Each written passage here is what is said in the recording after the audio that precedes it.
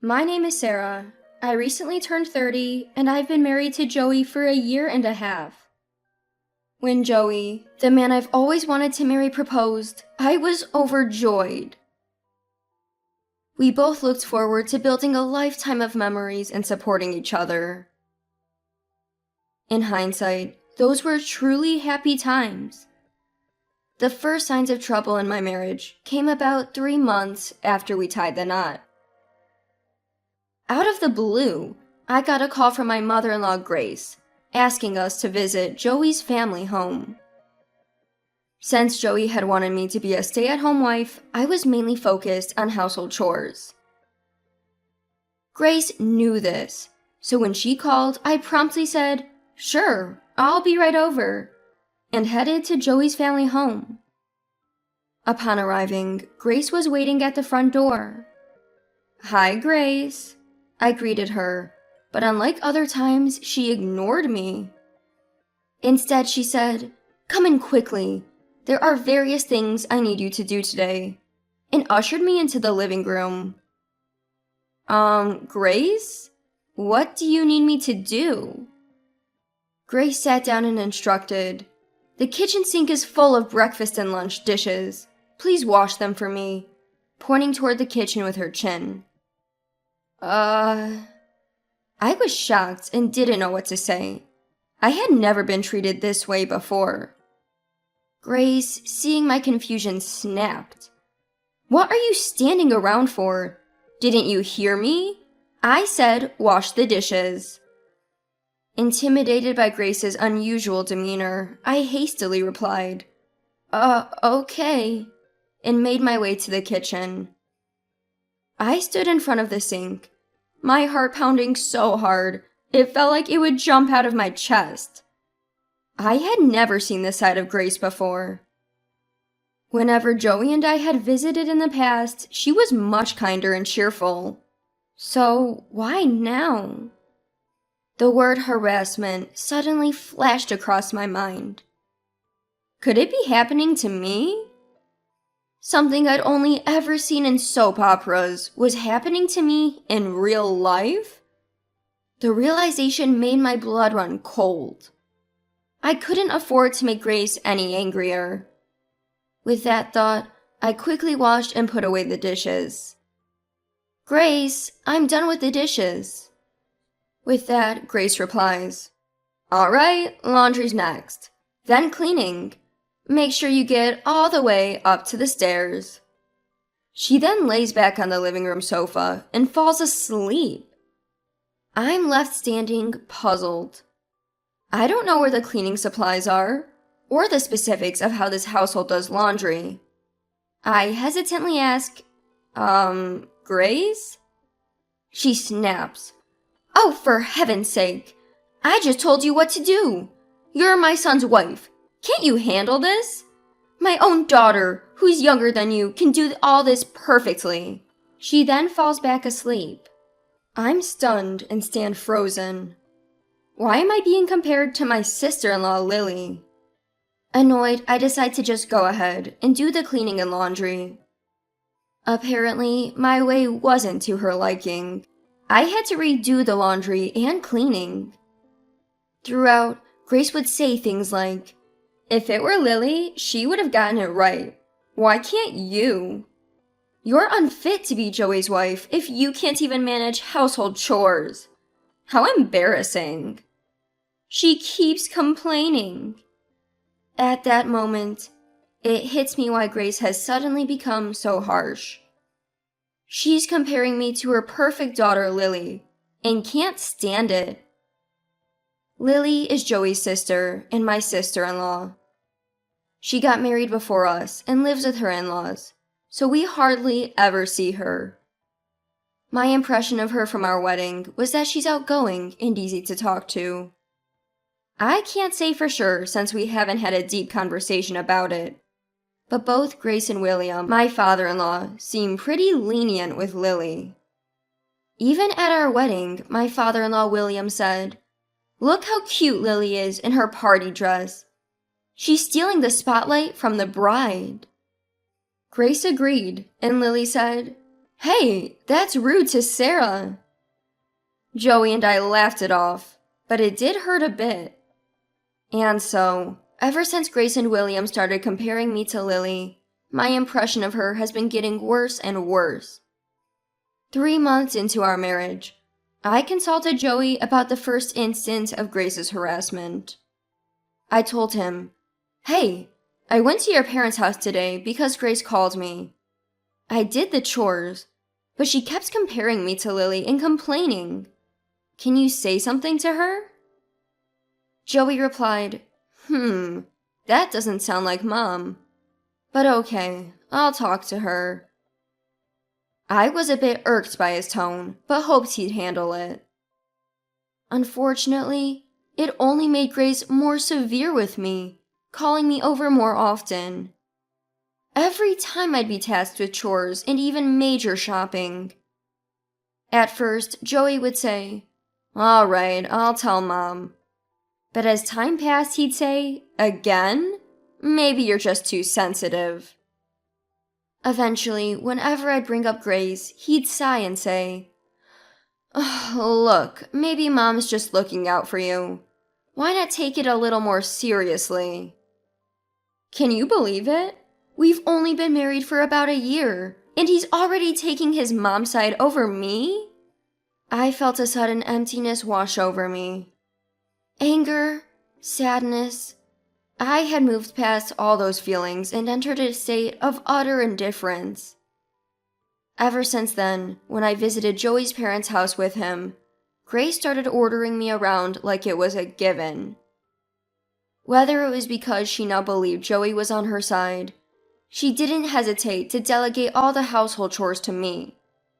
Meanwhile, William, Grace, and Joey would all be having tea in the living room. Whenever we ran out of snacks, Grace would snark. "Sarah, you're so inconsiderate. If you see it running low, bring some more." Even Joey chimed in. "Sarah, more tea, please. And make it stronger this time." He had started treating me just like Grace did. William wasn't any better, treating me like a servant. "Sarah, we're out of cigarettes. Go get some," he'd command. I wanted to scream, "Buy your own darn cigarettes. Joey, Grace, make your own tea and snacks." But what could I do? I was alone, and changing my situation seemed impossible. Fast forward a year and a half into our marriage. I was once again at Joey's family home. These days, Grace would call me over on Joey's days off, and both of us were obligated to go. At this point, I was pregnant and had just entered my 3rd trimester. I felt less than stellar, and honestly, I didn't want to be at Joey's family home at all. After learning about the pregnancy, Grace seemed more enthusiastic, declaring, "I have so many things to teach you as a mother-to-be." But in reality, she just had me doing housework for them, with neither Joey nor William lifting a finger to help. Doing as Grace ordered, I felt periodic stomach cramps and discomfort, even cold sweat. Standing was becoming a struggle.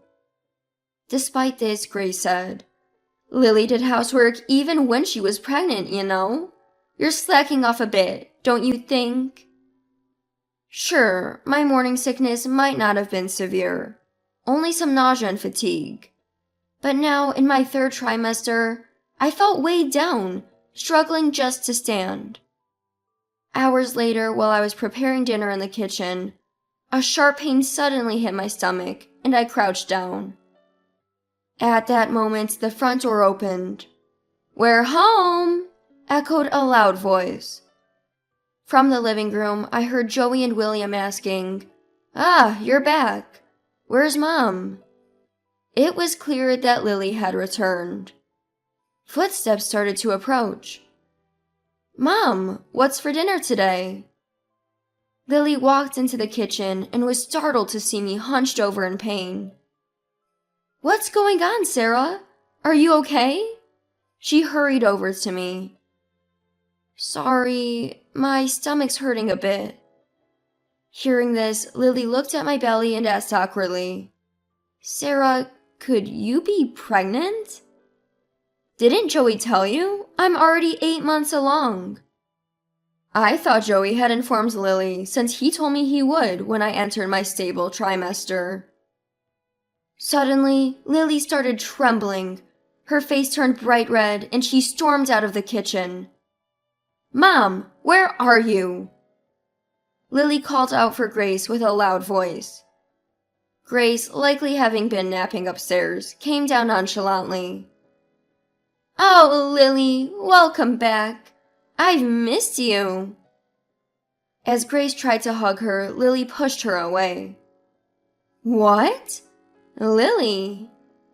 Confused, Grace got a cold response. Why is Sarah cooking alone, Mom?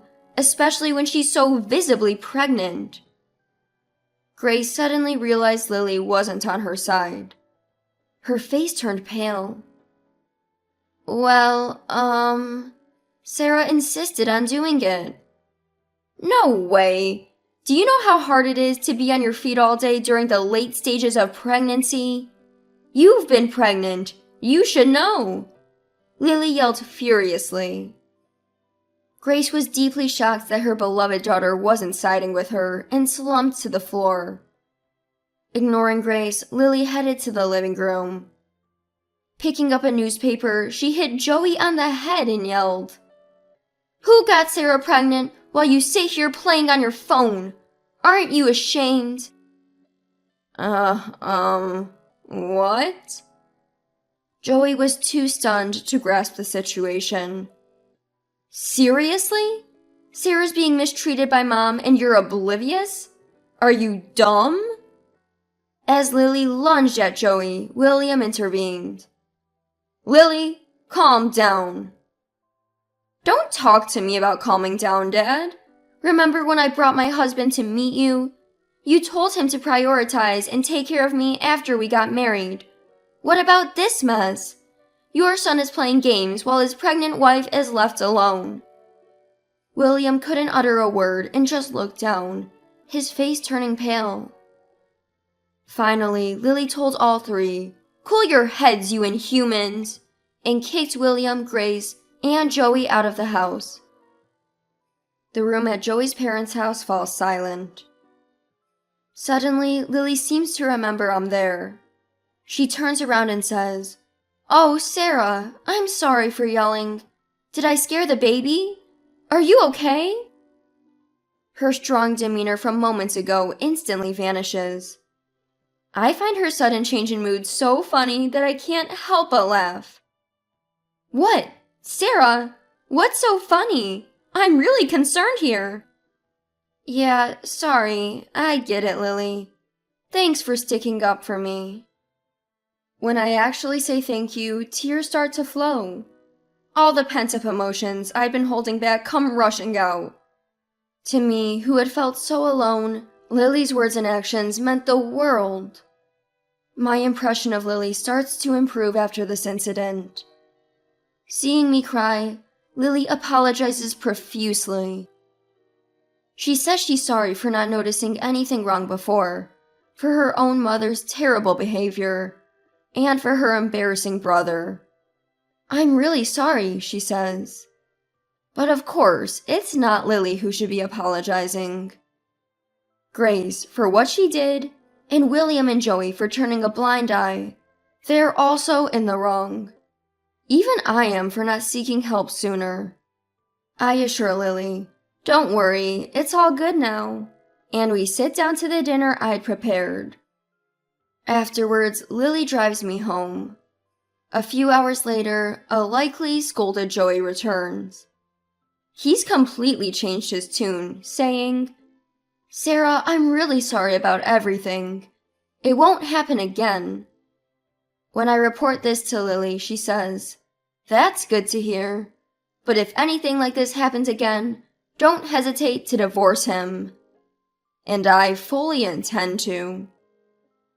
Grace and William visit our home later to formally apologize. We were wrong. We're really sorry. From that point on, no more summons to Joey's family home, and no more harassment from Grace. Joey also stopped suggesting we visit his family, allowing me to relax for the remainder of my pregnancy. All thanks to Lily. We've been in touch frequently since then, even having casual phone calls. We chat about this and that, feeling like real friends. Once things settle down after the baby's born, I plan to visit Joey's family again. When I tell Lily, she says, "Let me know when you're going. We'll plan a family visit too." It's so reassuring to have her. From the bottom of my heart, I'm glad Lily is here. I think everything will be okay now. With Grace, with Joey, I think we'll manage. And I owe this newfound confidence to Lily. If Lily ever needs help, I want to be the one to assist her. That's how I go through each day now.